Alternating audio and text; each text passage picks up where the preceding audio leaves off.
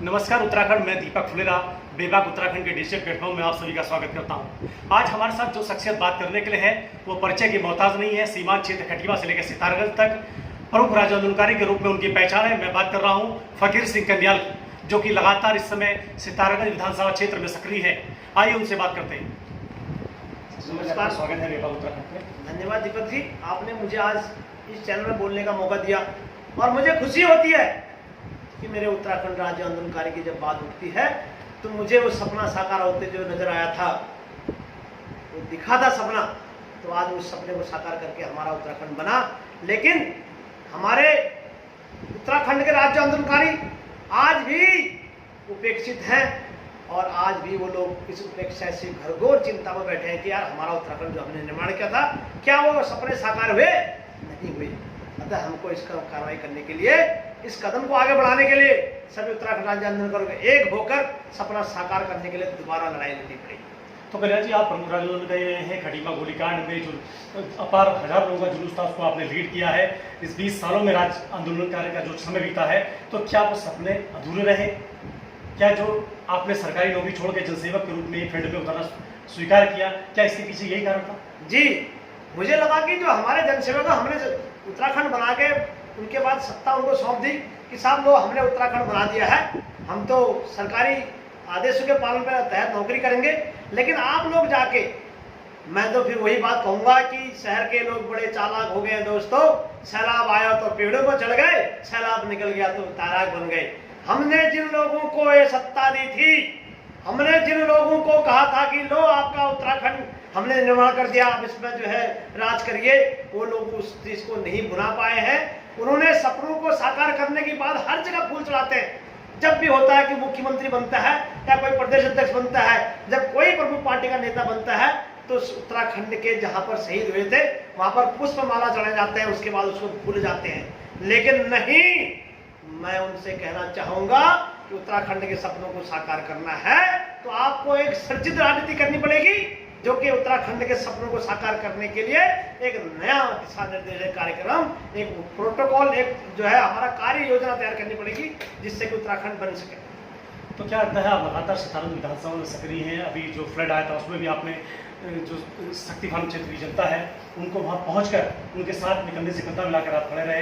लगातार आप 70% रोजगार की बात करते हैं, शक्ति फार्म में उप तहसील बनाने की बात करते हैं। तो ये मुद्दे उठाने की जरूरत क्यों पड़ी आखिर? क्योंकि जनप्रतिनिधि पहले भी रहे हैं, क्या कारण है?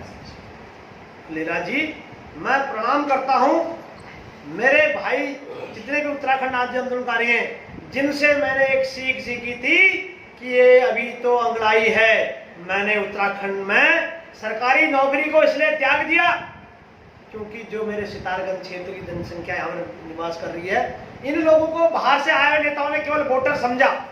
उनके वोट समेटे थैले में भर के जहाज के उड़ के चले गए। कोई दिल्ली जा रहा है, कोई देहरादून जा रहा है, कोई आदमी बाहर विदेशों में निवास कर रहा है। मैं आज मजबूर हूँ कि इस उत्तराखंड के सितारगंज विधानसभा में जनता को उपेक्षित रखा है। इन लोगों ने ठगा है उनको। अभी एक हाल में एक आदमी ने, एक वोटर ने कहा था हमने तो इनको वोट दी थी, इन्होंने हमको छोड़ दी है। तो ऐसे लोगों के कार्यक्रम को देखते हुए, जिन लोगों ने मेरे यहाँ के क्षेत्र के युवाओं को, महिलाओं को, माताओं को, बुजुर्गों को ठगा है, उन लोगों के दर्द को दूर करने के लिए मैं आज तभी राजनीति में खड़ा हुआ हूँ, उनकी सेवा के लिए खड़ा हुआ हूँ। तो कन्या जी, आप प्रमुख राज्य आंदोलनकारी हैं, लेकिन इस 20 साल के सैलरियों को देखें तो राज्य आंदोलनकारी को आपका कहना है कि वो सम्मान तमाम सरकारें जो राजनीतिक दल रहे नहीं मिल पाया है। तो क्या एक आंदोलनकारी के रूप में आपके मन में पीड़ा है?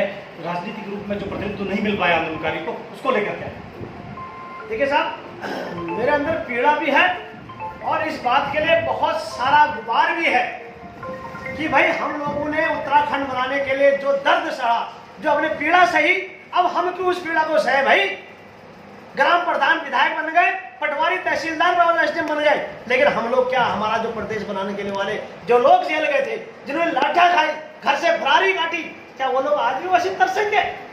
नहीं। मुझे इस बात का आज कहने का अपने अंदर जो है बहुत बड़ा अभिमान है कि उत्तराखंड राज्य आंदोलनकारियों ने इस उत्तराखंड को बनाने के लिए जो आहुति दी है, ये नेता कभी नहीं दे सकते हैं। अगर देना है तो उत्तराखंड को प्रतिनिधित्व दीजिए, उत्तराखंड आंदोलनकारी को कहीं न कहीं पर आप प्रतिनिधित्व दीजिए। वो प्रतिनिधि बनने के बाद उत्तराखंड के सपनों को साकार करेगा। ये मेरा आप लोग सब लोगों से कहना है। तो फकीर सिंह कन्याल जिस तरह लगातार सितारगंज विधानसभा में सक्रिय है, एक जनसेवक के रूप में आप समाज सेवा के रूप में काम कर रहे हैं, तो माना जाए कहीं ना कहीं 2022 में एक प्रतिनिधि के रूप में आप आना चाहते हैं विधानसभा, उसकी ये तैयारियां हैं? साहब मैं तो सेवक हूँ, मैं सेवा कर रहा हूँ। अगर आम जनता चाहेगी कि हमारे बीच का एक योद्धा, एक पढ़ा लिखा शिक्षित उत्तराखंड राज्य आंदोलनकारी अगर विधानसभा में जाए, तो मैं जनता के आदेश को सिर माथे लगा लूंगा और यहाँ पर राजनीति करने वाले तमाम बाहर के दलगत नीति करने वालों को यहाँ से उन जनता के द्वारा आशीर्वाद मिला तो मैं विधानसभा में जनता का प्रतिनिधित्व करूंगा।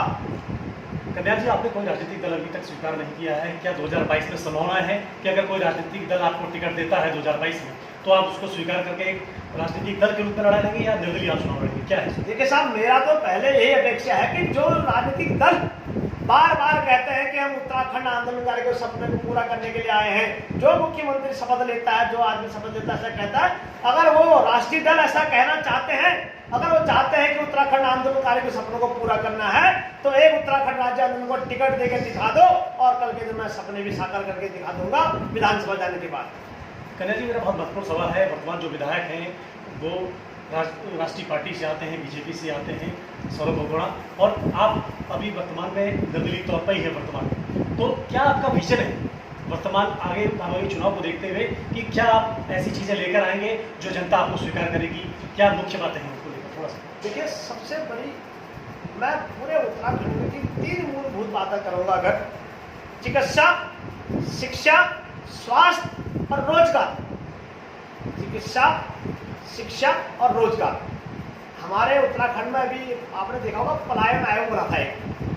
अभी भाई पूरा पहाड़ दिल्ली, गाजियाबाद, नोएडा में बर्तन मांज रहा है, सब चले गए बर्तन मांजने के लिए, लेकिन इसी सिडकुल में वही गाजियाबाद, दिल्ली, चेन्नई और बेंगलोर से आके लोग बाज नौकरी कर रहे हैं। क्वालिटी हेड है, प्लांट हेड है, आचार्य हेड है, लेकिन यहाँ का लड़का, यहाँ का युवा जो कि विद्वान है और जिसके अंदर आग है, खून है, बॉर्डर में देश की सुरक्षा कर रहा है, सबसे हाईएस्ट जवान हमारे प्रदेश से है इस समय देश में, लेकिन उसके बावजूद भी हमारा देश पलायन का, हमारा प्रदेश पलायन का मार झेल रहा है। तो मेरा ये जो आप कहते हैं अभी कुछ मुद्दे हैं स्वास्थ्य के, अगर आपको पिथौरागढ़ से लेकर दूर दराज गाँव में बढ़िया अस्पताल खुलते जाएं तो कभी वहाँ की कोई भी आदमी हल्द्वानी चिकित्सालय नहीं आएगा, यहाँ से कोई आदमी दिल्ली रेफर नहीं होगा, वहीं इलाज हो जाएगा।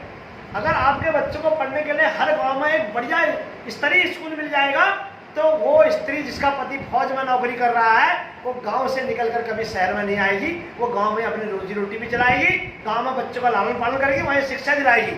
और रही बात अगर आप रोजगार की करें, तो स्थानीय लोगों को सरकार ने शासन में आदेश करा था 70% रोजगार मिलना चाहिए, लेकिन 20% भी नहीं मिला।